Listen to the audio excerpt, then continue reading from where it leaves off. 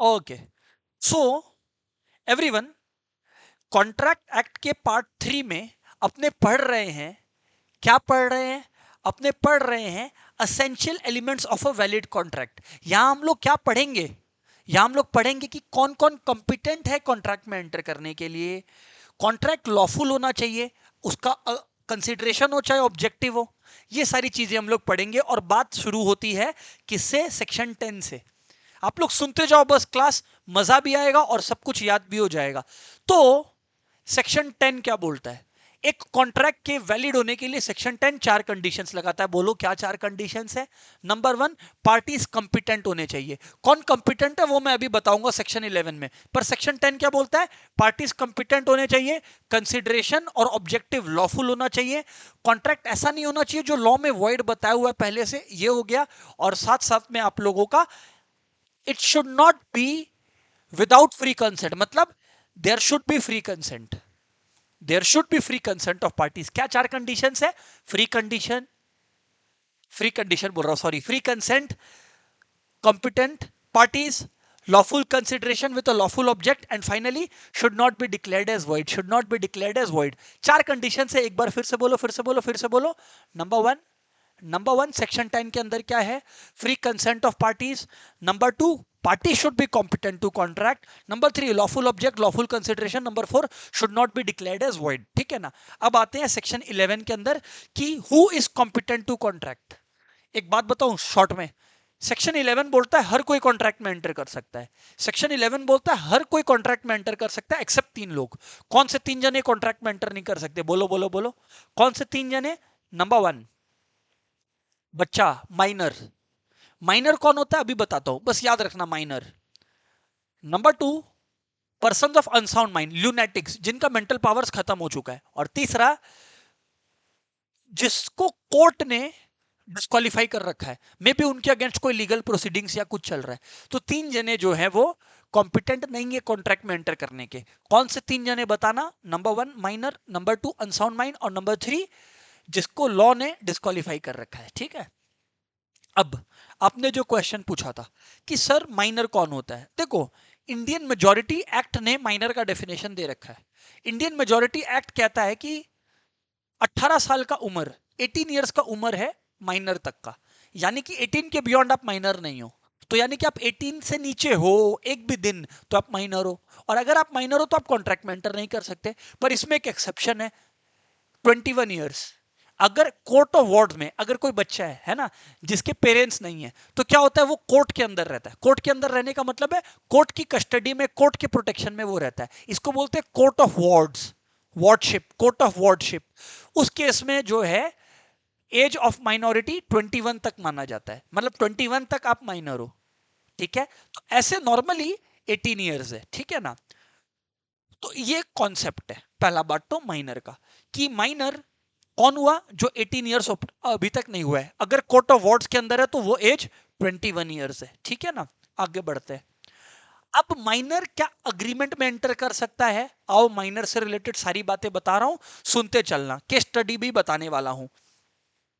सुनो, पहले बात को समझ लो, है ना? पहले एक बात को समझ लो, माइनर कभी भी बेनिफिटिंग एंड में हो सकता है, माइनर कभी भी बेनिफिशियरी एंड में हो सकता है। मतलब किसी कॉन्ट्रैक्ट के अंतर्गत अगर माइनर एक बेनिफिशियरी है, मतलब माइनर रिसीव कर रहा है, अलाउड है।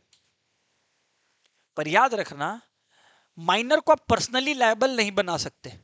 माइनर को आप पर्सनली लायबल नहीं बना सकते, एक माइनर कॉन्ट्रैक्ट में एंटर नहीं कर सकता। हाँ, पर वो एज अ बेनिफिशियरी रह सकता है, रिसीविंग एंड में रह सकता है।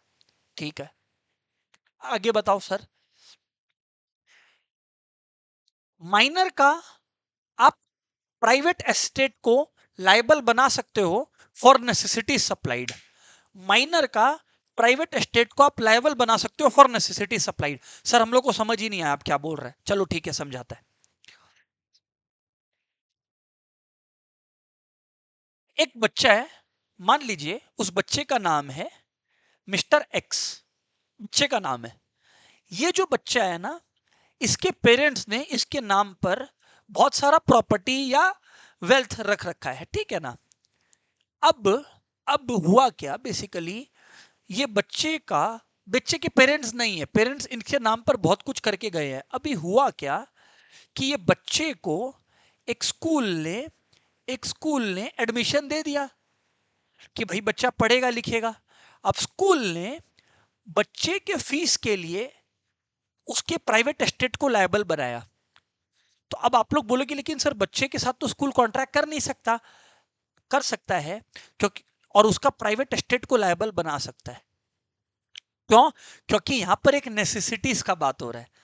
एडुकेशन प्रोवाइड किया, वो एक नेसेसिटी है। वैसे कोई इस बच्चे को एक रेस्टोरेंट, एक कैफे वाला है जो लगातार इसको फूड सप्लाई करता है, घर पे खाना दे जाता है, तो इस बच्चे को क्या लायबल बनाया जा सकता है? इस बच्चे को नहीं, इस बच्चे को पर्सनली, कोई भी माइनर को पर्सनली लायबल तो बना ही नहीं सकते। उसके एस्टेट को, जो उसके पास प्रॉपर्टी है, उसको पर्सनली लायबल बना सकते हो to the extent of necessities only. पर मान लो ये बच्चा जो है किसी से, मान लो फॉर एग्जाम्पल हॉर्स खरीद के ले आता है, ठीक है ना, बच्चा किसी से जाके हॉर्स खरीद के ले आता है, ठीक है ना। अब बच्चा हॉर्स खरीद के लेके आ सकता है और अब ये बच्चा पे नहीं करता है और ये बच्चे के अगेंस्ट केस करता है। आप लोगों को क्या लगता है, ये आदमी जो मिस्टर वाई है जिसने बच्चे को हॉर्स बेचा, क्या ये बच्चे के अगेंस्ट केस फाइल कर सकेगा? क्या क्या लगता है आप लोगों को, यस और नो? क्या सूट फाइल कर सकेगा? नहीं कर सकेगा। बताओ क्यों? क्या बच्चे का स्टेट से रिकवर कर सकेगा? नहीं। बोलो क्यों? क्योंकि ये नेसेसिटीज है। क्या हॉर्स, हॉर्स कोई नेसेसिटी नहीं है। पर हाँ, यहीं पे हॉर्स की जगह एडुकेशन, फूड, क्लोथिंग, शेल्टर होता, हॉर्स की जगह फूड, क्लोथिंग, शेल्टर होता, तो मिस्टर वाई बच्चे के पर्सनल असेट से वो रिकवर कर पाता क्या? हाँ। समझ आ गया होगा आप लोगों को। इसका एक फेमस केस स्टडी है, वो मैं तुमको बताता हूं। मोहिनी बीबी वर्सेस धर्मदास घोष। बहुत ही मजेदार केस लॉ है। इसमें बेसिकली क्या हुआ है कि एक मनी लेंडर और माइनर के बीच में कॉन्ट्रैक्ट हुआ था। तो मनी लेंडर ने, समझ लो आप लोग, 20,000 वर्थ का कोई सामान माइनर को दिया था, माइनर ने लौटाया नहीं, तो मनी लेंडर ने उसके अगेंस्ट केस फाइल किया। कोर्ट ने बोला माइनर के अगेंस्ट कॉन्ट्रैक्ट, माइनर के अगेंस्ट केस नहीं फाइल कर सकते, इनवैलिड कर दिया कॉन्ट्रैक्ट को, क्योंकि माइनर के अगेंस्ट आप नहीं फाइल कर सकते। अच्छा, एक और क्वेश्चन है, एक और क्वेश्चन है। आपने माइनर को कुछ सप्लाई किया, उसके लिए आप क्या उसके पेरेंट्स को लायबल बना सकते हो? नहीं, पेरेंट्स को भी लायबल बनाया नहीं जा सकता।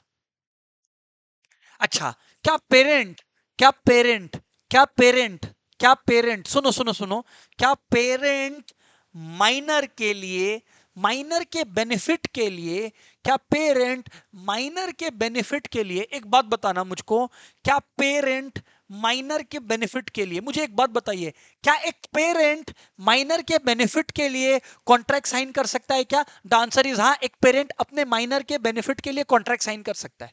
माइनर कौन? जो 18 से नीचे का है। एग्जाम्पल, वो बजरंगी भाईजान में याद है क्या, जो छोटी बच्ची मुन्नी थी, मुन्नी नाम था उसका, यस और नो? हाँ। कौन वो छोटी वाली बच्ची मुन्नी का बात कर रहे हैं? वो बड़ी वाली नहीं जो बदनाम हो गई थी, वो छोटी वाली बच्ची जो है, उसके पेरेंट्स ने तो साइन किया होगा ना एक्टिंग का, कि ये बच्ची एक्टिंग करेगी। हाँ, अलाउड है।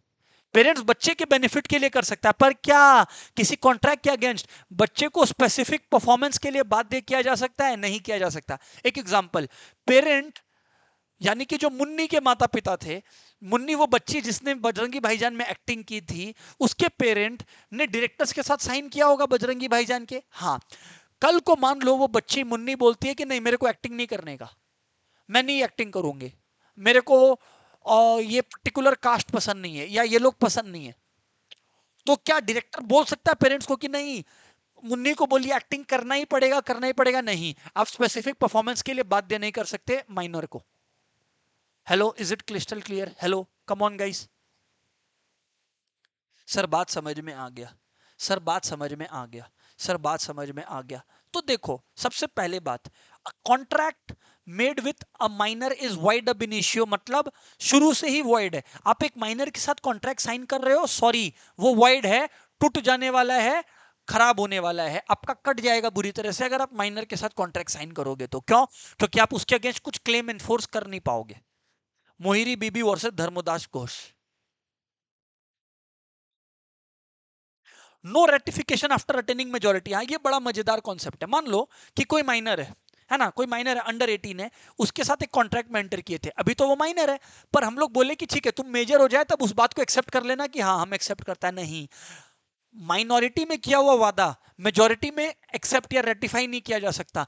मेजर हो गया मतलब 18 साल पूरा हो गया, फिर से नया कॉन्ट्रैक्ट बनाओ। पुराना कॉन्ट्रैक्ट को 18 के पहले जो किए थे उसको वैलिडेट नहीं कर सकते 18 होने के बाद, नहीं नया कॉन्ट्रैक्ट बनाओ। अच्छा, मैंने क्या बोला था, माइनर जो है वो बेनिफिशियरी हो सकता है, minor can be A beneficiary, ठीक है ना। क्या माइनर मिनोरिटी प्लीड कर सकता है? हाँ, मतलब बोल ही सकता है यार हम तो बच्चे हैं, मेरे अगेंस्ट केस फाइल मत करो, बिल्कुल प्लीड कर सकता है। Liability for necessaries, yes, minor का पर्सनल असेट लीगली बाउंड है, माइनर के पास कोई एस्टेट है, माइनर के पास कोई इनहेरिटेंस है, तो वो उसको जो नेसेसिटीज उसका स्टैंडर्ड ऑफ लिविंग के हिसाब से अगर सप्लाई हुआ है तो वो लीगली बाउंड है, बिल्कुल पे करना पड़ेगा। देखो यही लिखा है, to render minors estate liable for necessaries two condition must be satisfied, the contract must be for the goods reasonably necessary for his support, उसका जिंदगी जीने के लिए वो एसेंशियल गुड्स होना चाहिए,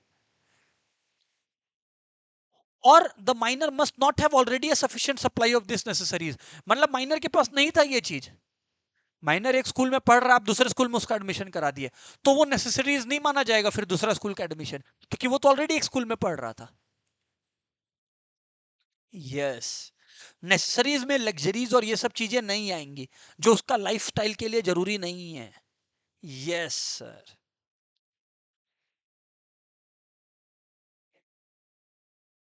देखो एक एग्जांपल देता हूँ ना, श्रुति नाम की बच्ची थी, उसको ऑनलाइन क्लासेस करना था, 70,000 का लैपटॉप एक दुकान से खरीद के ले आई और उधार पर लेकर आई, बाद में दुकानदार केस फाइल किया कि मैडम आपने दिया नहीं। अच्छा, अब दुकानदार ने जो इनको सप्लाई किया था वो तो एक नेसेसिटी था, पढ़ाई के लिए लैपटॉप, पर पता लगा कि श्रुति के पास प्रॉपर्टी में था ही 20,000, तो ये जो दुकानदार है श्रुति से 20,000 से ज्यादा रिकवर नहीं कर सकता, क्योंकि माइनर का एस्टेट है, वो पर्सनली लायबल, आप उसको उसका एस्टेट के वैल्यू से ज्यादा नहीं कर सकते।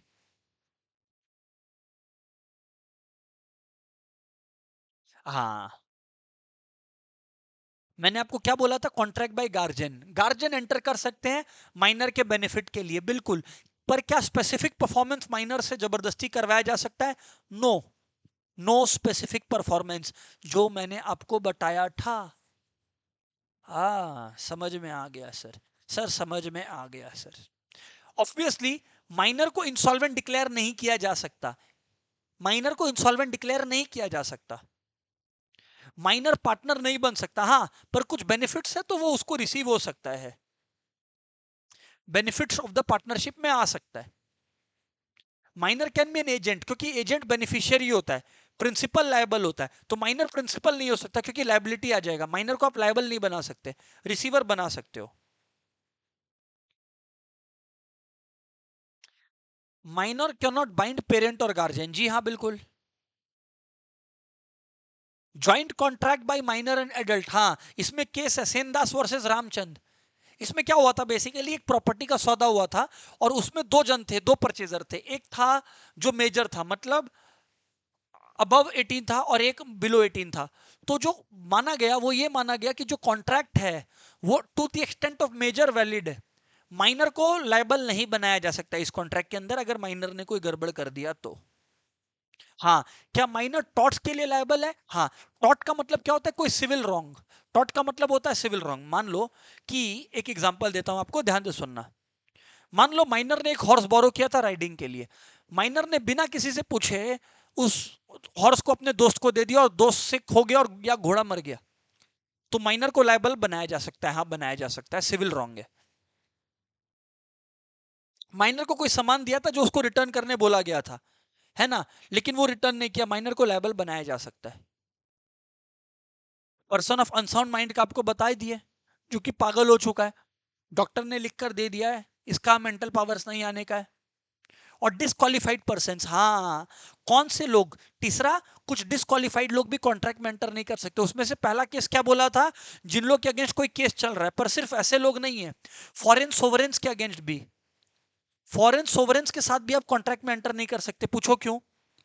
देखो कन्विक्ट तो मैंने आपको बता दिया था। कौन कौन डिस्क्वालिफाइड पर्सन, एग्जाम में क्वेश्चन आ सकता है, हु आर डिस्क्वालिफाइड?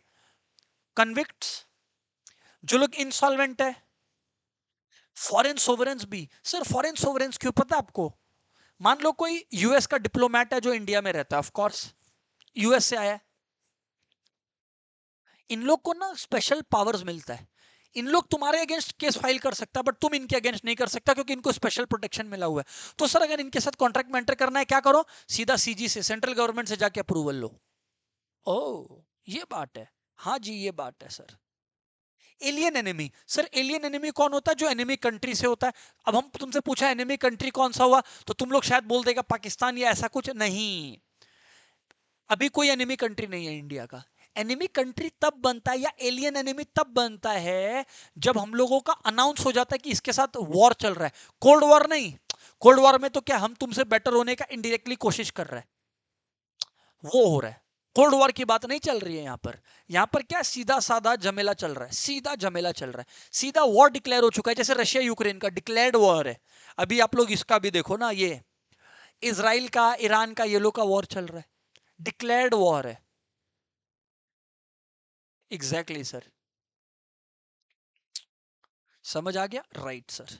तो फिर एलियन एनिमी के साथ अगर कॉन्ट्रैक्ट एंटर हो चुका है पहले, अब तो वो सब कॉन्ट्रैक्ट सस्पेंडेड होगा या कैंसिल हो जाएगा? आपको आगे बढ़ना है तो आपको सेंट्रल गवर्नमेंट का सीजी का अप्रूवल लेके आगे बढ़ना पड़ेगा। सर समझ में आ गया हम लोगों को। Okay, free consent, free consent, free consent, free consent. तो देखो यहां तक हम लोगों ने पढ़ लिया कॉन्सेंट क्या होता है। ये सेक्शन 13 में लिखा है कॉन्सेंट क्या होता है, सेक्शन 13 में लिखा है। बट उसके पहले एक बार रिवाइज कर ले क्या, रिवाइज कर ले क्या, रिवाइज कर ले क्या, कर लीजिए sir revise. Section 10, section 11।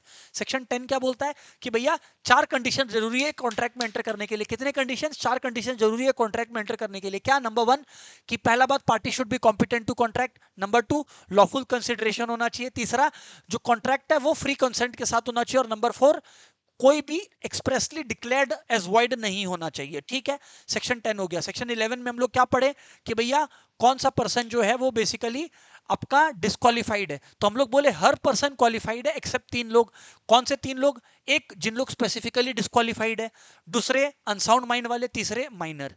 Minor में हम लोग क्या पढ़ा कि माइनर बेनिफिट रिसीव कर सकता है पर माइनर को आप लायबल नहीं बना सकते। हाँ, माइनर को लायबल, माइनर का पर्सनल एस्टेट को लायबल बनाया जा सकता है, वो भी तब जब उसको आप कोई नेसेसरी सप्लाई कर रहे हो। क्या माइनर को आप स्पेसिफिक परफॉर्मेंस के लिए बाध्य कर सकते हो? The answer is no.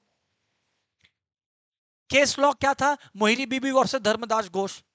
ठीक है सर। और फिर हम लोग पढ़े कौन कौन से डिस्क्वालिफाइड पर्सन है अंडर कोर्ट ऑफ लॉ। तो हमने पढ़ाया आपको फॉरेन डिप्लोमेट या फॉरेन पर्सन जो बेसिकली इंडिया में आके ठहरे हुए हैं, उनको स्पेशल प्रोटेक्शन मिला हुआ है। फॉरेन डिप्लोमेट जैसे फॉर एग्जांपल। नंबर 2 आपका alien enemy. Number 3 convicts. Number 4 insolvents. Hello, is it crystal clear? Come on, hello, is it crystal clear? Section 13 start करें क्या? फ्री कॉन्सेंट पढ़ें क्या, क्या होता है? कम ऑन, फ्री कॉन्सेंट पढ़ना शुरू करें। Okay sir.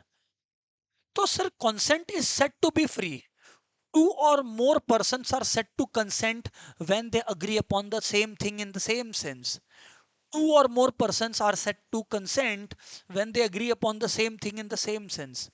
Two or more persons are said to consent when they agree upon the same thing in the same sense. Come on, two or more persons are said to consent when they agree upon the same thing in the same sense. Two or more persons are said to consent when they agree upon the same thing in the same sense. Two or more persons are agreed to consent when they agree upon the same thing in the same sense. Clear है क्या? Yes sir, बातचीत तो clear है। Okay, अच्छा है sir, समझ आ गया। अब फ्री कंसेंट कब होता है? देखो, कंसेंट कब होता है? When people agree to the same thing in the same sense. पर कब बोलेंगे कंसेंट फ्री था? इसमें जो है सेक्शन 14 है, 15 16 17 18 लगातार पढ़ेंगे, है ना। Consent is said to be free when it is not caused by 5 चीजें। हालांकि सेक्शन इतना याद रखना जरूरी नहीं है, फिर भी बता रहे हैं लगातार है। 15 16 17 18 20 21 22 15। Consent is set to be free when it is not caused by coercion. हाँ, कोअर्शन मतलब कान पे बंदूक लगाया तुम्हारे। हस्बैंड वाइफ को बोलता है कि सुनो, तुम ना ये प्रॉपर्टी अपना मेरे नाम कर दो वरना हम सुसाइड कर लेगा, ये भी कोअर्शन है। ये भी कोर्शन है, धमकाना। ऐसा केस में कॉन्ट्रैक्ट वॉइडेबल होता है at the option of the aggrieved party. मतलब अब वाइफ के ऊपर है कि वाइफ अगर चाहे तो कॉन्ट्रैक्ट को वॉइड कर सकती है क्योंकि वाइफ को धमकाया गया था, या वाइफ चाहे तो बोले ठीक है चलो कॉन्ट्रैक्ट को वैलिड रहने दो। ये सारे केसेस में कॉन्ट्रैक्ट वाइडेबल रहता है at the option of the aggrieved party. सारे केसेस में, पर्टिकुलरली ये चार में voidable at the option of the aggrieved party. Mistake का थोड़ा अलग प्रोविजन है, वो बताऊंगा तुमको। पर ये चारों केसेस में the contract is voidable, the contract is voidable at the option of the aggrieved party. ठीक है, कोर्शन समझा। अनड्यू इन्फ्लुएंस, अनड्यू इन्फ्लुएंस का मतलब है कि पोजीशन ऑफ अथॉरिटी ऐसा था कि तुम काम किया। फॉर एग्जाम्पल, एक फादर का बाय डिफॉल्ट अथॉरिटी रहता है अपने चाइल्ड के ऊपर, तो चाइल्ड को मान लो कोई ऐसा काम करना पड़ा जो फादर की अथॉरिटी के अंदर करना पड़ा, तो वो अनड्यू इन्फ्लुएंस है।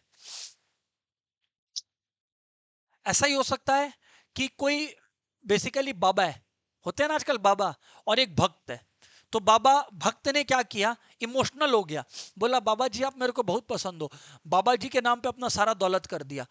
अब भक्त थोड़ा दिन बाद रियलाइज किया, जा ये तो हम बाबा जी का इतना बड़ा फैन हो गया था कि हम अपना पूरा प्रॉपर्टी नाम कर दिया।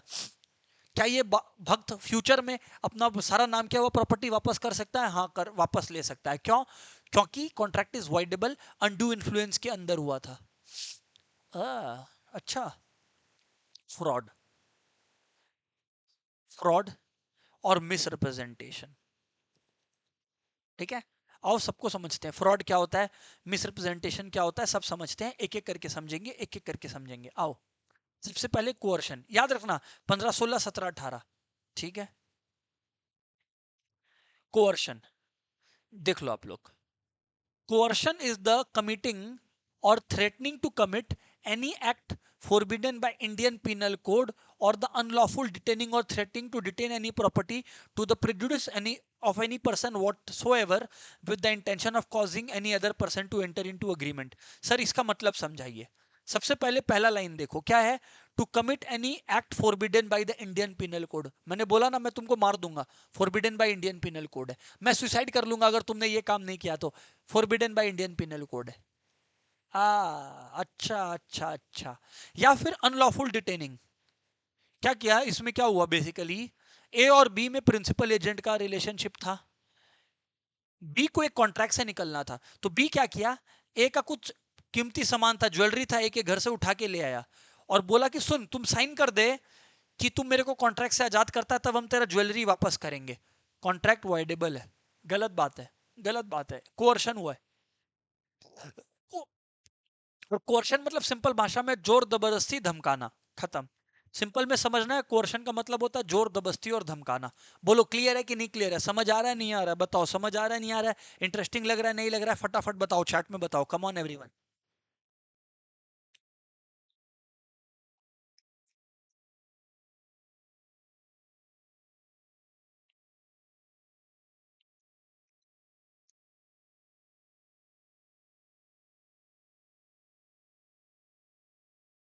तो देखो, सबसे पहले coercion, coercion is the committing or threatening to commit any act forbidden by Indian Penal Code, or the unlawful detaining or threatening to detain property to the prejudice of any person whatsoever, with the intention of causing any other person to enter into an agreement। खत्म।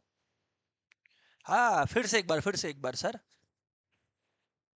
Coercion is the committing, बोलो बोलो, coercion is the committing or threatening to commit any act forbidden by Indian Penal Code, or the unlawful detaining or threatening to detain any property to the prejudice of any person whatsoever, with the intention of causing any person to enter into an agreement।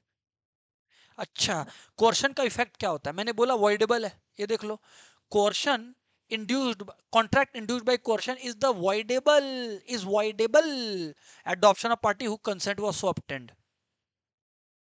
A person to whom money has been paid or anything delivered must repay or return it। तुम धमका के मेरे को कोई धमका के मेरे से 5 लाख रुपया ले गया, ठीक, मेरे से 5 लाख रुपया ले गया, मेरे को धमका धमकी के, फ्यूचर में उसको 5 लाख वापस करना पड़ेगा मेरा, सेक्शन 72, क्योंकि तुम कोर्शन के अंदर लेकर गया था।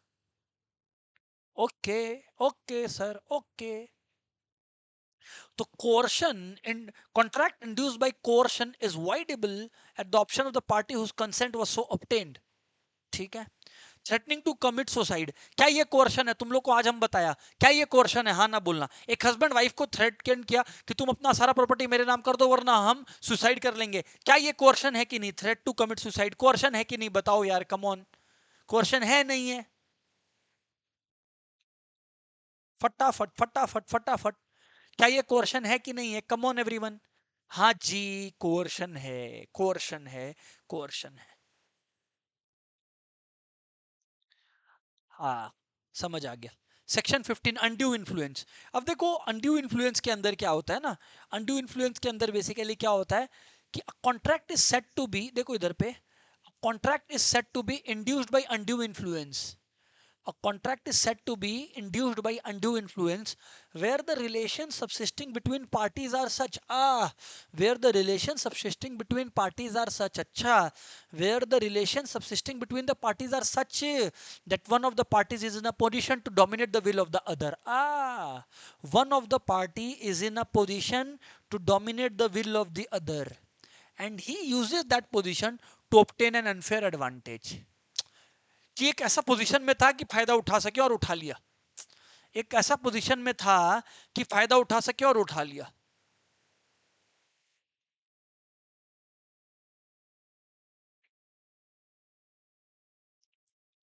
देखो यहां पर इसके लिए अनडू इन्फ्लुएंस के लिए एसेंशियल इंग्रेडिएंट्स क्या है? पहला बात, पार्टी का रिलेशनशिप ऐसा होना चाहिए कि अनडू इन्फ्लुएंस पॉसिबल हो. पता चला रिलेशन ऐसा है कि अनडू इन्फ्लुएंस पॉसिबल ही नहीं है, तब कोर्ट भगा देगा आपको. Position to dominate the will, हाँ, कुछ ऐसा रिलेशन कि एक दूसरे का इच्छा को डोमिनेट कर सके, दूसरे को इन्फ्लुएंस कर सके. देखो ये हो सकता है पहला रियल एंड अपरेंट अथॉरिटी में, फादर और सन के बीच में होता है ये रियल और अपरेंट अथॉरिटी. फिड्यूशरी रिलेशनशिप है ना, तुम एक बाबा को इतना ट्रस्ट कर लिया, एक स्पिरिचुअल गुरु को तुम इतना ट्रस्ट कर दिया कि सारा प्रॉपर्टी उसके नाम कर दिया. फिड्यूशरी रिलेशनशिप, तुम फ्यूचर में उससे वापस ले सकता है. अच्छा. तीसरा मेंटल डिस्ट्रेस. तीसरा मेंटल डिस्ट्रेस, एक पर्सन का दिमागी हालत ठीक नहीं था, उदास था, डिप्रेस था, कोई भी, मतलब मेंटली उस समय वो ठीक नहीं था, और तुम उस मेंटल डिस्ट्रेस का फायदा उठा के उससे कोई कॉन्ट्रैक्ट साइन करवा लिया, गया काम से, गलत हो गया.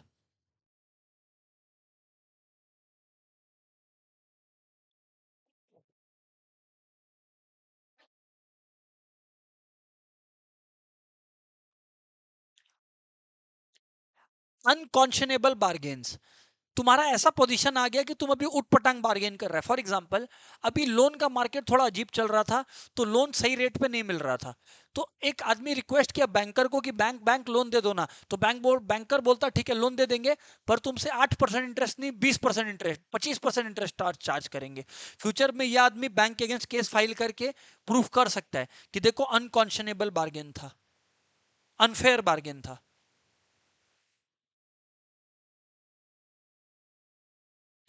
लेकिन अनड्यू इन्फ्लुएंस में अगर तुमने कोई कॉन्ट्रैक्ट में एंटर किया तो तुमको प्रूफ करना पड़ेगा कि जो सामने वाला पार्टी था वो इस पोजीशन में था कि वो तुम्हारा विल को डोमिनेट कर सके, मतलब तुम्हारे ऊपर पूरा कंट्रोल ला सके, वो अपना, वो उस पोजीशन में था, और वो उस पोजीशन में होके वो इस चीज को किया, मतलब फायदा उठाया, और जो फायदा उठाया वो अनफेयर ट्रांजैक्शन था. अब मैं तुमको समझाता हूं. मान लो मैंने एक नया घर लिया, उदाहरण लेता हूं, है ना, मैंने एक गुरु जी को बुलाया और कहा कि भैया मेरे गृह प्रवेश में ना, है ना, अपने पूजा करवाते हैं ना, हाउस वार्मिंग जिसको आप लोग बोलते हो, है ना, मेरा पूजा करना है आप लोगों को गृह प्रवेश में, मतलब मेरा पूजा नहीं, घर का पूजा करना है, तो पंडित जी ऐसा है कि आप कितने पैसे लोगे? मान लो उन्होंने कहा भाई 5,000 लेंगे, हमने 5,000 दे दिया उनको, मैंने 5,000 दे दिया उनको. ठीक है. अभी मैंने उनको 5,000 रुपया दे दिया, आप लोग समझना, मैंने उनको 5,000 रुपया दे दिया, आप लोग समझना बात को, आप लोग बात को समझना, मैंने उनको 5,000 रुपया दे दिया. ठीक है. I have given them 5,000 rupees. अब बात को सुनना आप लोग, अब बात को सुनना आप लोग, यहाँ पर ध्यान से सुनना. अब कल को, अब अगर कल को, अब एवरीवन अगर कल को, ध्यान से सुनना, अब अगर एवरीवन कल को प्लीज लिसन केयरफुली। अब अगर एवरीवन कल को मैं बोला कि बाबा जी पैसा वापस करो, मैं नहीं कर सकता, क्यों? क्योंकि यहाँ पे तो उन्होंने एक सर्विस दिया ना, मेरे घर पे आके पूजा किया, पर वहीं पर मैं इतना इंप्रेस हो गया कि मैंने उनको 50 लाख दे दिया। हाँ, तो ये एक अनफेयर ट्रांजैक्शन है।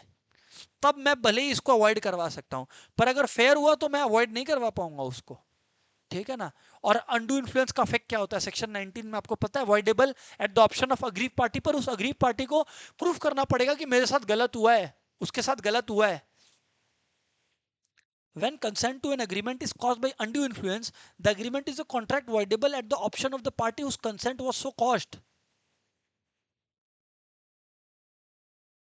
अच्छा, a money lender advances 1 lakh to B, an agriculturist, and by undue influence induces B to execute a bond for rupees 2 lakh with interest at 6% per annum. तो देखो, the court may set aside the bond ordering B to repay 1 lakh with such interest as he may seem just. उठपटांग कुछ भी चल रहा है। Fraud, fraud किसको बोलते हैं ये समझना बहुत कंफ्यूजन रहता है। देखो, हम एक बात जानता है कि एक चीज गलत है, पर हम झूठ बोलता है। मुझको मालूम है कि कोई चीज गलत है और मैं झूठ बोलता हूं, केस 1 या केस 2। मुझको पता नहीं कि सच या गलत है, पर मैंने बोल दिया। वो दोनों केसेस फ्रॉड है। वो दोनों केसेस फ्रॉड है। वो दोनों केसेस फ्रॉड है। सर बात ही नहीं समझ आया, फिर से बोलो। सेक्शन 17 क्या बोलता है, फिर से बोलता है। फ्रॉड दो केसेस में होता है। मुझे कोई चीज पता था गलत है, मेरे को मालूम है कोई चीज गलत है, फिर भी मैंने फायदा उठा के झूठ बोला, फ्रॉड है, वो फ्रॉड है। साथ में मेरे को मालूम नहीं कोई चीज सच है या गलत है, पर मैंने बोल दिया, वो भी फ्रॉड है। आप ये मत बोलना कि मेरे को मालूम नहीं था तो हम कुछ भी तुक्का मार दिया, नहीं, वो भी फ्रॉड है। अच्छा, fraud means and includes any of the following acts committed by a party to a contract or with his connivance, है ना, और by his agent। connivance मतलब उसके जानकारी में था ये, with an intent to deceive, cheat another party or to induce him to enter into contract। अब कुछ भी ऐसा करे इनमें से, देखो, suggestion as a fact of that which is not true by one who does not believe it to be true। मेरे को मालूम था गलत है, फिर भी हम सजेशन दिया। Active concealment, I having knowledge, मेरे को कुछ पता था गलत है, फिर भी मैं छुपाया। A promise made without any intention of performing it, हम बोला हाँ हाँ चलना तेरे को प्रोडक्ट डिलीवर कर देंगे, और मेरा कोई इरादा नहीं था प्रोडक्ट को डिलीवर करने का, ये भी चीटिंग है। Any other act fitted to deceive, जैसे मेरे को मालूम ही नहीं था कोई चीज सही है या गलत है, मैंने बस बोल दिया, तो वो भी फ्रॉड माना जाएगा। अच्छा, तो फ्रॉड का क्या लिखा है, there must be a representation और assertion and it must be false. Fraud होने के लिए ये एसेंशियल एलिमेंट है कि कुछ रिप्रेजेंटेशन होना चाहिए और वो रिप्रेजेंटेशन फॉल होना चाहिए। साइलेंस में अमाउंट टू फ्रॉड, क्या साइलेंस फ्रॉड है या नहीं है? देखो, ये डिपेंड करता है सिचुएशन टू सिचुएशन। क्या साइलेंस फ्रॉड है? ये बड़ा इंटरेस्टिंग क्वेश्चन है। सेक्शन 17 बोलता है कि इसमें डिपेंड करता है। देखो कैसे, साइलेंस फ्रॉड कब होगा, जब there was duty to speak, जब बोलने का मौका था और तुम नहीं बोला, तो तुम नहीं बोल सकते कि हम तो चुप थे तो फ्रॉड नहीं हुआ, तब फ्रॉड माना जाएगा। जहां बोलना ही सही चीज होगा और तुम नहीं बोले, वहां पे फ्रॉड माना जाएगा। जैसे cell by auction to B a horse, A sold by auction to B a horse which A knows to be unsound, मतलब घोड़ा पगलाया हुआ है। A says nothing to B about the unsoundness of horse। A B को ये भी नहीं बोला कि घोड़ा ठीक है या घोड़ा पागल है। पर यहां पर तो इस केस में जब घोड़ा का खरीदना बेचना चल रहा है, तो ए का तो ड्यूटी है बी को बताना घोड़े के बारे में। फिर कल को वो ये नहीं बोल सकता है कि भैया हम तो पता नहीं था, गड़बड़ है गड़बड़ है गड़बड़ है, नहीं चलेगा।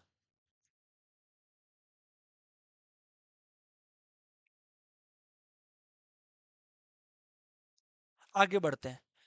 In the above example, B is A's daughter. Here, the relation between parties would make it A's duty to tell B if the horse is unsound. Daughter क्यों लिखा है?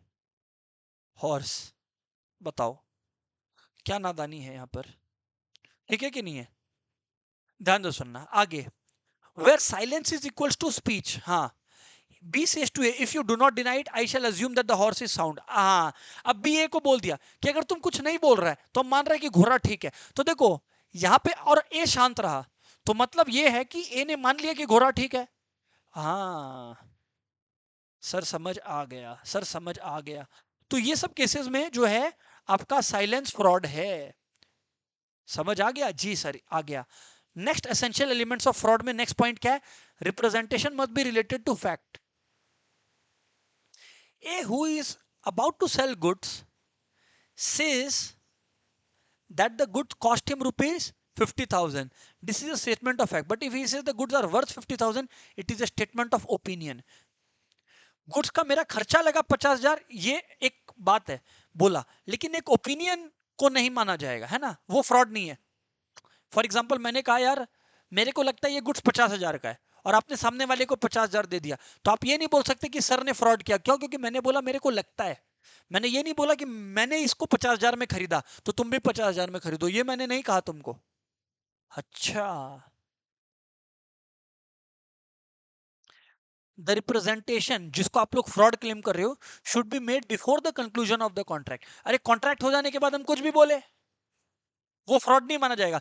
तुम कॉन्ट्रैक्ट जब तक साइन कर रहा है तो उसके पहले तक कुछ फ्रॉड बोला गया क्या, मिसरिप्रेजेंट कुछ गलत बोला गया क्या, वो इंपॉर्टेंट है। द रिप्रेजेंटेशन और statement should be made with the knowledge of its falsity और without belief in its truth. हाँ देखो, रेकलेसली बोल दिया, मैंने बोला ना तुमको पता नहीं था सही है या गलत है, फिर भी तुम बोल दिया, तो वो भी फ्रॉड माना जाएगा क्योंकि तुमको तो नहीं पता था। पांचवा बात, the other party must have been induced to act upon. क्योंकि मैंने ये स्टेटमेंट दिया इस वजह से तुम अग्री किए थे कॉन्ट्रैक्ट में एंटर करने के लिए। मेरे बात बोलने पर भले ही मैंने झूठ बोला हो, पर उस वजह से तुम कॉन्ट्रैक्ट में एंटर नहीं किए, तो मेरे को फ्रॉड के अगेंस्ट कुछ नहीं होगा। देखो फ्रॉड बड़ा खतरनाक है, पता है क्यों? क्योंकि फ्रॉड जो करता है वो जेल भी जाता है। फ्रॉड का जेल का सजा है सीधा, इसलिए फ्रॉड तो सबसे खतरनाक है। फ्रॉड में सिर्फ ये नहीं होगा कि कॉन्ट्रैक्ट वाइडेबल है, कॉन्ट्रैक्ट तो वाइडेबल है, किसी के साथ गलत हुआ वो कॉन्ट्रैक्ट को वाइड कर सकता है, बट साथ साथ में जेल भी होगा, इसलिए फ्रॉड थोड़ा खतरनाक केस है। अच्छा, और फ्रॉड सिर्फ होना इनफ नहीं है, फ्रॉड की वजह से तुमको कोई लॉस हुआ क्या? अगर फ्रॉड की वजह से तुमको कोई लॉस हुआ तब मेरे अगेंस्ट कुछ होगा, फ्रॉड की वजह से तुमको कोई लॉस नहीं हुआ तो मेरे अगेंस्ट भी कुछ नहीं होगा। अच्छा, अब फ्रॉड का इफेक्ट क्या है? कॉन्ट्रैक्ट को कैंसिल कर सकते हो, डैमेजेस हुआ है उसके लिए केस फाइल कर सकते हो, और या फिर बोल सकता है कि कॉन्ट्रैक्ट परफॉर्म करो। फॉर एग्जाम्पल मेरा कोई इंटेंशन नहीं था 100 रुपया पर केजी में कोई प्रोडक्ट को डिलीवर करने का, पर मैंने बोल दिया था बस, तो सामने वाला मेरे से स्पेसिफिक परफॉर्मेंस कोर्ट में बोल सकता है कि नहीं अब इसको बोलो 100 रुपया पर केजी में ही प्रोडक्ट डिलीवर करेगा। ये हो सकता है, ये हो सकता है।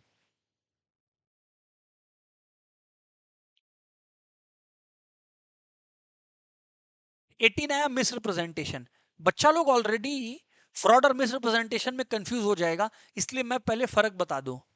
फ्रॉड में क्या तो मेरे को मालूम था कि मैं झूठ बोल रहा हूं और फिर भी मैंने झूठ बोला, या मेरे को पता नहीं था सच है या झूठ है, मेरे को कुछ बोलना था, मैंने पार्टी को कन्विंस करने के लिए कि वो कॉन्ट्रैक्ट में एंटर कर जाए मैंने बोल दिया। वो दोनों केसेस फ्रॉड है। मिसरिप्रेजेंटेशन में क्या होता है कि मैंने तुमको कुछ बोला और मेरे को लगता है मैंने सच बोला, मतलब मेरे दिमाग में ये बिल्कुल नहीं था कि चीट करूंगा, मैंने तुमको बोला, मेरे को वो सच भी लगा, लेकिन फिर बाद में क्या हुआ वो गलत निकला, तो वो मिसरिप्रेजेंटेशन का केस है, वो फ्रॉड नहीं है फिर, क्योंकि मैं बिलीव भी करता था सच है और मैंने बोला भी वही जो मैं सच बिलीव करता था।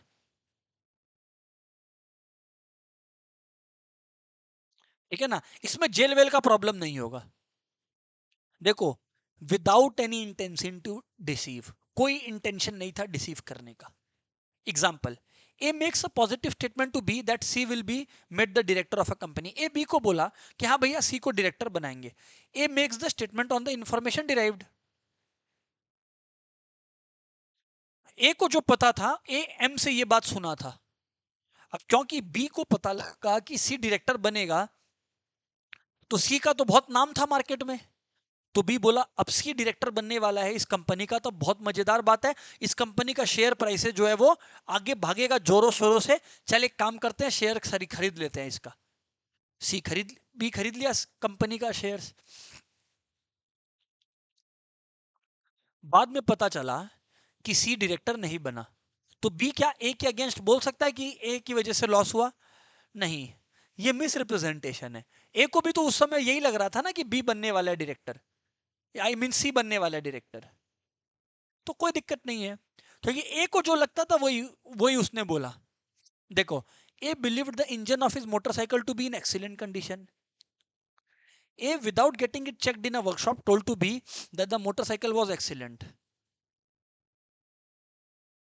On the statement, B brought the motorcycle whose engine proved to be defective. देखो, अब A ने भले ही चेकिंग नहीं करवाया, पर A ने बनवाया था तो सही था, एवरीथिंग वाज ओके, तो A भी सही बिलीव करता था, ऐसा नहीं है कि चीट कर देंगे, वैसा नहीं था, तो ठीक है, चलेगा।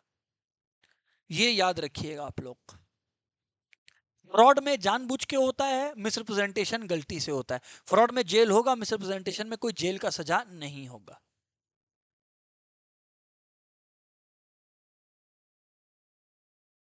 सही है सर। अब आते हैं सेक्शन 20 मिस्टेक में। उसके पहले बताओ 15, 16, 17, 18 समझ आ गया? 15 क्या था? फ्रॉड था। 16 क्या था? अनड्यू इन्फ्लुएंस था। 17 क्या? फिर से 15 क्या था आपका? कोर्जन था। 16 क्या था? 15 क्या था? कोर्जन था। 16 क्या था आपका? बोलो बोलो बोलो, अनड्यू इन्फ्लुएंस। 17 फ्रॉड। 18 मिसरिप्रेजेंटेशन। 19 उसमें कंसिक्वेंसेस लिखा हुआ था, और 20 में मिस्टेक्स वाला केस आने वाला है। दोस्तों चलिए बात करें क्या मिस्टेक के बारे में। अगर इसके पहले तक सब क्लियर है तो come on everybody, is it clear till here? Everyone come on come on come on, सारे लोग बताओ।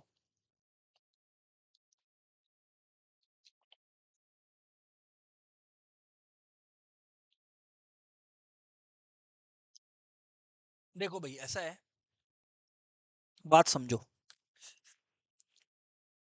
मिस्टेक दो तरीके का होता है, एक होता है मिस्टेक ऑफ लॉ, एक होता है मिस्टेक ऑफ फैक्ट। फैक्ट पे हम बाद में आता है, फैक्ट पे हम बाद में आता है। मिस्टेक ऑफ लॉ के अंदर भी हो सकता है mistake of Indian law, mistake of foreign law. देखो mistake of foreign law mistake of fact ही होता है, तो वो इधर आ गया। Mistake of foreign law is a mistake of fact, तो उसको भूल जाओ। Mistake of Indian law, mistake of Indian law, mistake of Indian law. Law में दोस्तों एक बात बोला जाता है, इग्नोरेंशिया जूरिस नॉन एक्सक्यूजाट। बोलो बोलो, इग्नोरेंशिया जूरिस नॉन एक्सक्यूजाट। इग्नोरेंशिया जूरिस नॉन एक्सक्यूजाट। Ignorance of law is no excuse. नहीं समझे? दो लोगों के बीच में कॉन्ट्रैक्ट हुआ इंडिया के अंदर, बाद में एक आदमी बोला ओहो शिट, हमको तो इंडिया में ये लॉ है पता नहीं था। नहीं चलेगा, तेरे को लॉ नहीं पता था, तेरा गलती है। तुम कल को इस कॉन्ट्रैक्ट को वॉइड नहीं कर सकता ये बोल के कि ओ मेरे को तो लॉ नहीं मालूम था। मालूम कर, पता कर और फिर कॉन्ट्रैक्ट कर। बिना पता के कॉन्ट्रैक्ट में घुसा है, चल अब भुगत। आया बात समझ में? If you enter into a contract without knowledge of law and then you suffer a loss, you cannot claim at a later date कि just because I did not you know I did not know the law, so let me be excused. No, you won't be excused. You will have to perform that contract. Why you will have to perform that contract? Because ignorantia juris non excusat. Ignorance of law is no excuse. क्या बात समझ में आया क्या? क्या बात समझ में आया क्या? तुम कल को ये नहीं बोल सकता कि हमको लॉ नहीं मालूम था तो है ना हम बच जाएंगे। गलत, तेरे को लॉ मालूम पड़ना पड़ेगा। तुम ये मत बोल कि लॉ नहीं मालूम था तो मेरे को छोड़ दो, नहीं, तेरे को कॉन्ट्रैक्ट परफॉर्म करना पड़ेगा। और मिस्टेक ऑफ फॉरेन लॉ तो मिस्टेक ऑफ फैक्ट ही होता है, तो उस पर हम आएंगे। मिस्टेक ऑफ इंडियन लॉ समझ में आया क्या तुमको? मिस्टेक ऑफ इंडियन लॉ समझ आया क्या तुमको?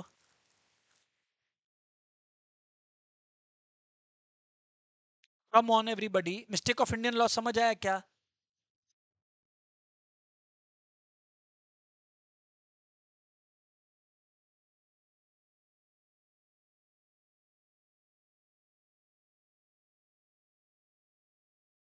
Come on everybody, come on. Okay, mistake of law देखो, mistake may be defined as an innocent or erroneous belief which leads the party to misunderstand the others. Mistake can be either mistake of law or mistake of fact. Mistake of law भी हो सकता है, mistake of fact भी हो सकता है। देख, mistake of law तो एक्सक्यूज ही नहीं है, mistake of law is not excusable. अच्छा मेरे को एक बात बताना तुम लोग, अगर सुना है तो तुम लोग बताना मेरे को, कि क्वेश्चन देता हूं। ए और बी के बीच में कॉन्ट्रैक्ट हुआ है ना, ए और बी के बीच में कॉन्ट्रैक्ट हुआ है ना, ए और बी के बीच में कॉन्ट्रैक्ट हुआ, 50 lakhs का, ठीक है ना, 50 lakhs का कॉन्ट्रैक्ट हुआ। ए ने बी को कोई प्रोडक्ट सेल किया, ठीक है ना, बी 50 लाख में मान गया। बाद में बी को पता लगा कि इस प्रोडक्ट पे जो 50 लाख का मिला है 12.5% का टैक्स भी एप्लीकेबल है income tax act of India 1961 के अंदर। बी बोलता है नहीं नहीं कॉन्ट्रैक्ट कैंसिल करो, हमको कॉन्ट्रैक्ट का वैल्यू 50 लाख का वैल्यू बढ़ाना है। क्यों? क्योंकि हमको क्या पता था 12.5% भी मेरे पॉकेट से जाने वाला है, हमको लॉ नहीं मालूम था इनकम टैक्स का। तुम लोग एक बात बताओ, बी केस जीतेगा कि ए केस जीतेगा, ये बताओ मेरे को सिंपल में। बी केस जीतेगा, कोर्ट बी का मानेगा कि ए का मानेगा?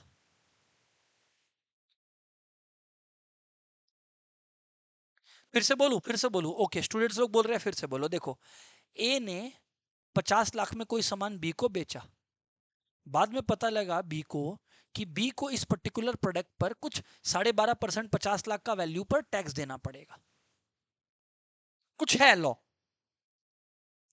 इनकम टैक्स को। तो बी बोलता है यार हमको तो मालूम ही नहीं था कि ऐसा कोई लॉ है, वरना हम 50 लाख में खरीदता ही नहीं, उससे कम में खरीदने की कोशिश करता। एक बात मेरे को बताओ, ए केस जीतेगा कि बी केस जीतेगा? फिर से बोल रहा हूं, केस ए जीतेगा, क्योंकि गलती तो बी का है, बी को लॉ नहीं मालूम था, भुगत। अब कोर्ट यही बोलेगा भुगतो। यू कैन नॉट से कि भैया मेरे को लॉ मालूम नहीं था तो सॉरी मेरे को माफ कर दो। No, it does not work that way. अरे ऐसे तो फिर तुम इंडिया में आके किसी को मार देगा और फिर बोलेगा मेरे को माफ कर दो, हमको क्या पता था कि इंडिया में मारने का फांसी का सजा है किसी को। अरे ऐसे थोड़ी चलता है। अच्छा, mistake of foreign law void होता है, क्यों? क्योंकि ये मिस्टेक ऑफ फैक्ट ही माना जाता है।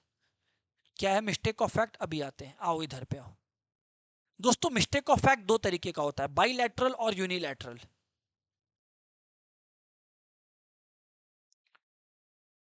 बाइलैटरल मिस्टेक और यूनिलैटरल मिस्टेक। देखो, मिस्टेक दो तरीके का होता है, एक होता है mistake of fact, unilateral mistake और बाइलैटरल मिस्टेक। यूनिलैटरल मिस्टेक और बाइलैटरल मिस्टेक, रिपीट करो, यूनिलैटरल मिस्टेक और बाइलैटरल मिस्टेक। यूनिलैटरल मिस्टेक मतलब एक तरफ से मिस्टेक हुआ, बाइलैटरल मिस्टेक मतलब दोनों तरफ से मिस्टेक हुआ। समझना बात को। देखो इधर, बाइलैटरल मिस्टेक में कॉन्ट्रैक्ट वॉइड हो जाता है, यूनिलैटरल मिस्टेक में कॉन्ट्रैक्ट वॉइडेबल नहीं होता, ना वॉइड होता है।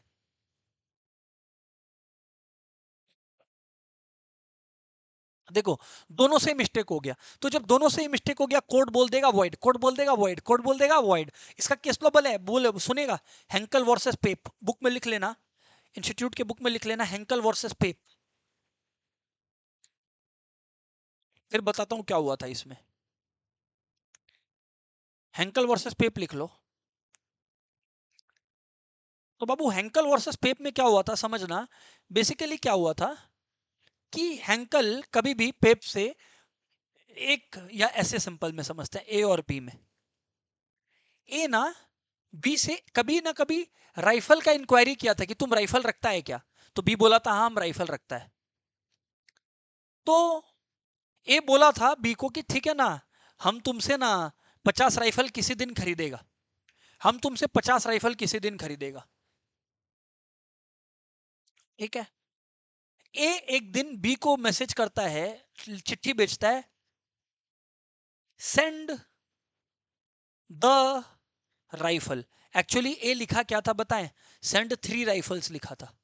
वो द मिसप्रिंट हो गया था लेटर में, और मिसप्रिंट होके 3 जो है वो बन गया था द, सेंड द राइफल्स। अब ए बोल रहा था कि सेंड 3 राइफल्स, बी को लगा सेंड द राइफल्स मतलब पहले जो 50 राइफल का कभी बात हुआ था वो भेजा, बी 50 राइफल भेज दिया।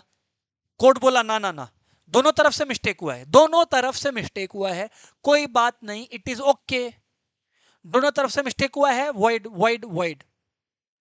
हाँ, अब वो मिस्टेक प्राइस का हो सकता है, क्वांटिटी का हो सकता है, टाइटल का, क्वालिटी का, एग्जिस्टेंस का, कुछ भी हो सकता है, वॉइड है वो। अच्छा सर, ये बात है क्या? हाँ जी सर, बातचीत सही है। तो देखो, सेक्शन 10 ने क्या क्या बोला था, parties must be competent to contract, उसको सेक्शन 11 में पढ़ लिए। फिर क्या था, पार्टीज का कंसेंट क्या होना चाहिए, प्री कंसेंट होना चाहिए, उसको पढ़ लिए ना अपने लोग। क्या सेक्शन 13, 14, 15, 16, 17, 18, 1920 के दरमियान? यस और नो एवरीबॉडी, कम ऑन। हाँ जी सर, सेक्शन 10 के अंदर था ये सब। फिर क्या था? लॉफुल ऑब्जेक्ट और लॉफुल कंसिडरेशन होना चाहिए, याद है ना? आ गए lawful object and lawful consideration. दोस्तों समझ आ रहा है यहां तक? यस और नो, यस और नो। कॉन्ट्रैक्ट का वैलिडिटी के लिए, कम ऑन एवरीबॉडी।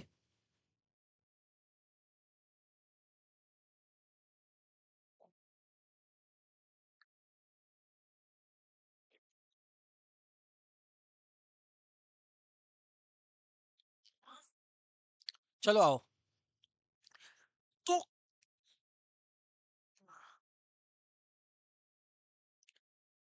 कौन सा कंसिडरेशन, कब ऐसा होता है कि जो कंसिडरेशन है, कंसिडरेशन याद होगा सेक्शन 2 क्लॉज डी, याद है ना? और लीगलिटी ऑफ ऑब्जेक्ट, कब बोलेंगे कि अपना ऑब्जेक्टिव और कंसिडरेशन जो है वो अनलॉफुल है? अनलॉफुल है, ये सेक्शन 23 बताता है। कौन बताता है? सेक्शन 23 बताता है। क्या बताता है? कि कौन सा केसेस में कंसिडरेशन या आपका ऑब्जेक्टिव अनलॉफुल है एंड देयरफॉर वॉइड हो जाएगा कॉन्ट्रैक्ट। आओ पता करते हैं। जब बोथ ऑब्जेक्टिव यानी कि गोल, ऑब्जेक्ट और कंसिडरेशन दोनों ही फॉरबिडन बाय लॉ है, जिस चीज के लिए कॉन्ट्रैक्ट हो रहा है वो भी गलत है और जो कंसिडरेशन है वो भी गलत है। बताओ कैसे? ए अपनी बेटी का शादी, ए की बेटी का एज है 21, बी के बेटे का एज है 17।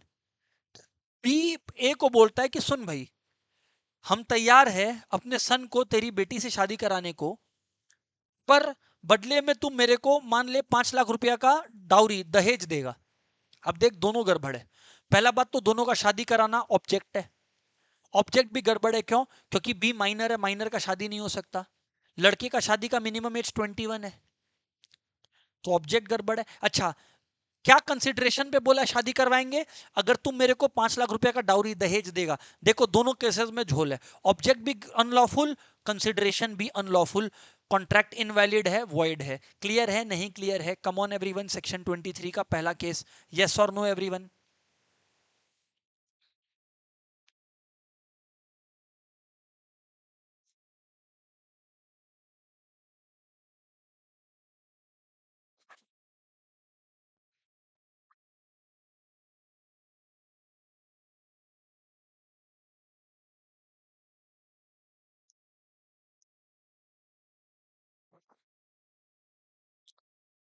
दूसरा, व्हेन कंसिडरेशन और ऑब्जेक्ट ऐसा कुछ है दैट इफ परमिटेड, मतलब अगर कंसिडरेशन और ऑब्जेक्ट को परमिट किया जाए तो वो लॉ का प्रोविजन को, मतलब वो लॉ का लूप होल पैदा कर देगा।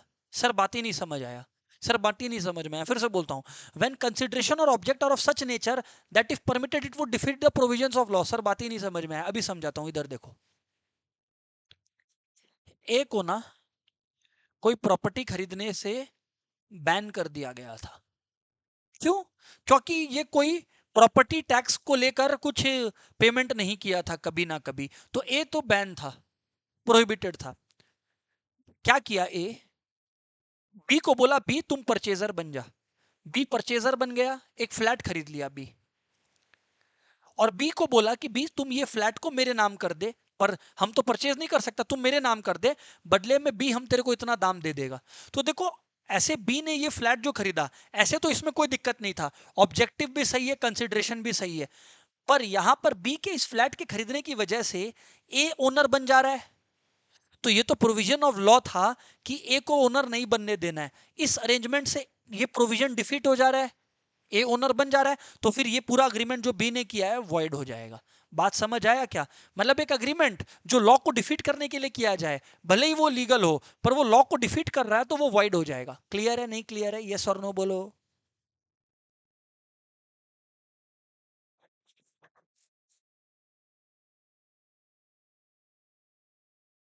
तीसरा बात, तीसरा बात, जब तुम फ्रॉड कर रहे हो, जो फ्रॉड कर रहे हो तो बात ही खत्म हो गया, फ्रॉड है, खत्म हो गया कहानी।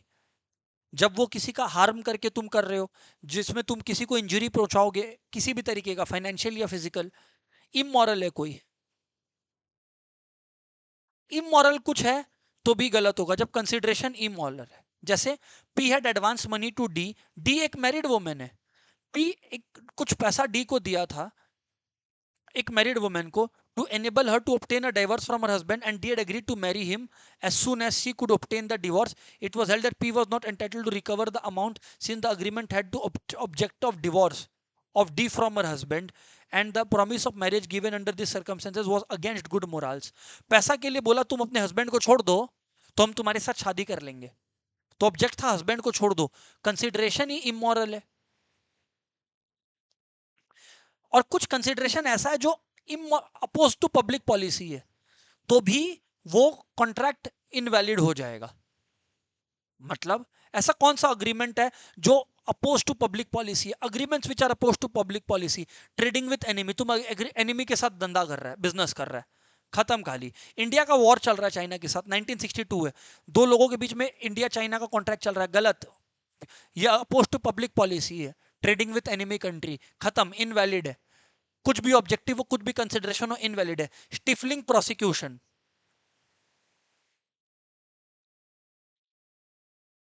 स्टिफलिंग प्रोसिक्यूशन मतलब कुछ ऐसा अग्रीमेंट कर रहे हैं जहां पे तुम कोर्ट में नहीं जाएगा। ए बी को बोलता है कि सुन बी, हम तेरे को कुछ जमीन बेचेगा, बदले में मेरे अगेंस्ट तुम कोई क्रिमिनल केस नहीं करेगा, जो भी हम पहले क्राइम किया भूल जाओ उसको। ये तो तुम प्रोसिक्यूशन को स्टिफल कर रहा है, कोर्ट में तुम बाधा बन रहा है, अलाउड नहीं है ऐसा कुछ भी कंसिडरेशन। हम लोग क्या पढ़ रहे हैं, कौन सा कंसिडरेशन है जो अपोज टू पब्लिक पॉलिसी है? Maintenance and champerty. A B को बोलता है कि हम तुमको 2,000 रुपया देंगे अगर बी तुम सू करो सी को, सी के अगेंस्ट तुम केस फाइल करो। क्यों? क्योंकि हमको सी को परेशान करना है। तो यहां पे बी को तो कोई इंटरेस्ट ही नहीं है, बी को 2,000 रुपया किस बात का मिला है? सी को परेशान करने का। बी का डायरेक्टली कोई इंटरेस्ट है इसमें नहीं, तो कॉन्ट्रैक्ट गलत है। चैम्पर्टी, चैम्पर्टी में क्या होता है, एक पर्सन दूसरे को बोलता है कि हम तेरा कोर्ट केस में हेल्प करेगा, अगर जो भी कोर्ट केस से अमाउंट तेरे को मिलेगा तुम मेरे को उसमें से शेयर देगा। तो देखो, बी, ए बी को बोलता है तुम सी को केस फाइल कर, सी के अगेंस्ट केस फाइल कर। बी बोलता है लेकिन इसमें तो कोर्ट खर्चा लगेगा। ए बोलता है चल हम पे करेंगे, तुम फाइल कर और अपने आधा आधा बांट लेंगे, जो भी सी से अपने रिकवर करेंगे। इसको बोलते हैं शैम्पर्टी। मैं इसको बोलता हूं शान पट्टी, पर इसको इंग्लिश में बोला जाता है शैम्पर्टी। आ गया बात समझ में? Yes sir. ये अनरीजनेबल है, तो इसीलिए ये गलत है सर। और भी कौन सा केसेस है? तो देखो कौन कौन सा consideration opposed to public policy, enemy के साथ काम करना, कोर्ट में बाधा बनना, मेंटेनेंस एंड शैम्पर्टी, और फिर trafficking related to public officers and titles. तुम है ना मेरे को ना, तुम तो आईएएस ऑफिसर बन गया इसका, हम तेरे को आईएएस ऑफिसर का इस कोर्ट का डिस्ट्रिक्ट कलेक्टर बना देंगे, मेरे को 1 करोड़ रुपया दे दे। ये तो खरीदना बेचना हो रहा है गवर्नमेंट के सीट्स का, गलत है। यहां पे वो 1 करोड़ रुपया अगर हमको नहीं मिला तो चलेगा, इनवैलिड है कॉन्ट्रैक्ट। मैरिज ब्रोकरेज की सुनना, तुम हमको एक काम कर 10,000 रुपया दे, ए बोलता है बी को, और बदले में हम तेरे लिए अच्छी वाइफ ढूंढ के लेकर आएगा। गलत, ये ब्रोकरेज है, अलाउड नहीं है। हाँ, अब जैसे शादी डॉट कॉम है, शादी डॉट कॉम क्या कर रहा है? शादी डॉट कॉम ब्रोकरेज नहीं कर रहा है। शादी डॉट कॉम क्या कर रहा है? बेसिकली दो इंटरेस्टेड पार्टीज को आपस में एक जगह पे मिला रहा है, तो वो कुछ उसमें शादी डॉट कॉम कमीशन नहीं चार्ज कर रहा है, तो वो अग्रीमेंट अलाउड है, क्योंकि वो अपोज टू पब्लिक पॉलिसी नहीं है। सर समझ में आ गया, सर समझ में आ गया।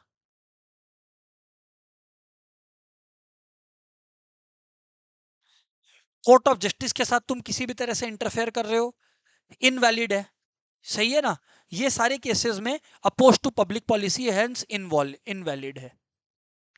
तो वॉइड एग्रीमेंट्स में कुछ और केसेस है जो वॉइड है। देखो, इनकॉम्पिटेंट पार्टी है तो वॉइड है, मिस्टेक है, बाइलैटरल मिस्टेक ऑफ फैक्ट है, वॉइड है, कंसिडरेशन ही गलत है, वॉइड है।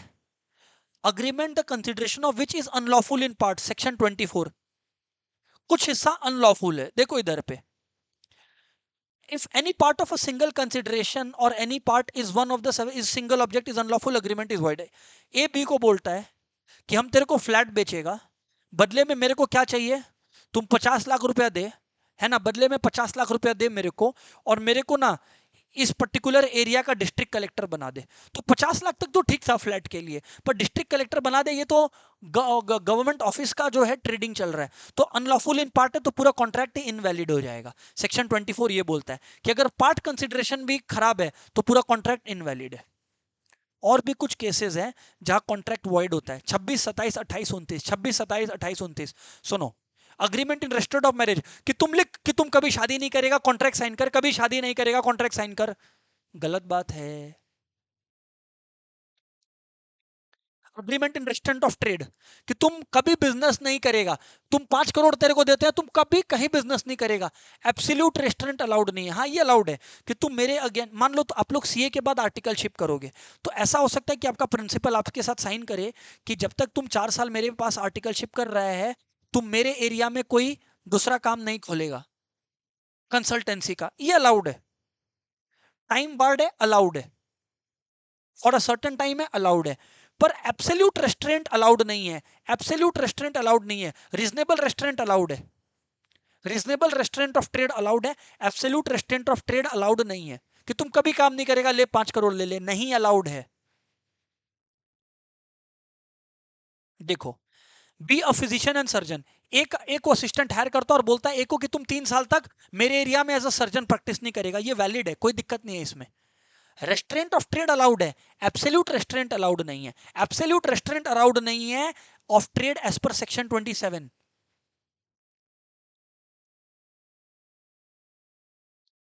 Agreement in restraint of legal proceedings,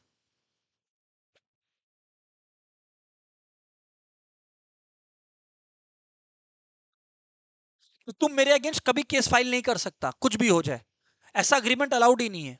अजीब बात है।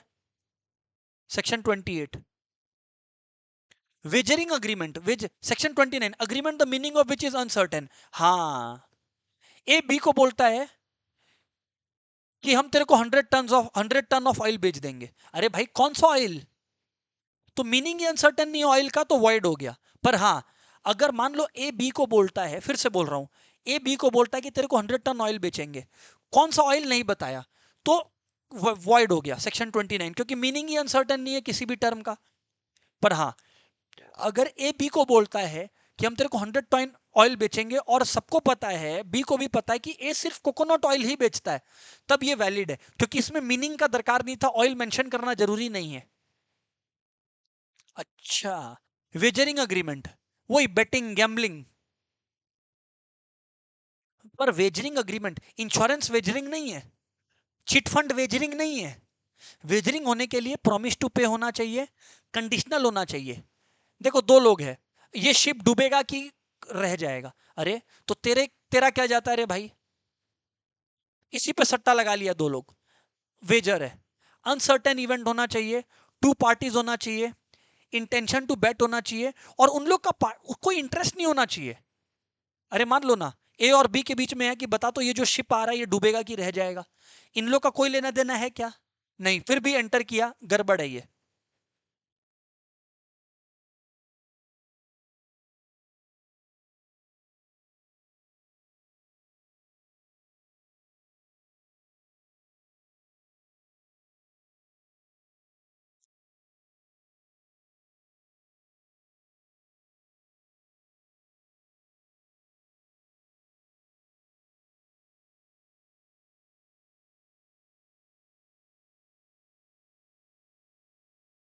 Transaction similar to wager, gambling, lottery, crossword puzzle, ये सब केसेस, स्पेक्यूलेटिव, हॉर्स रेस, पर क्या वेजरिंग नहीं है, मतलब वेजरिंग जैसा है, बट ये लोग वाइड नहीं है। चीट फंड, चीट फंड में क्या होता है, सब लोग कंट्रीब्यूट करता है और एक लकी विनर है, उसको एंड ऑफ द मंथ पैसा मिलता है, तो वो ठीक है, अलाउड है।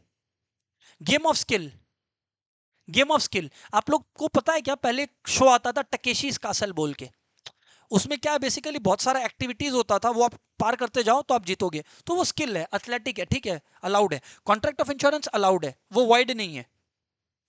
सो दोस्तों, हम लोगों ने खत्म कर दिया वैलिडिटी ऑफ अ कॉन्ट्रैक्ट भी। That's it for the day. Thank you very much, goodbye everyone.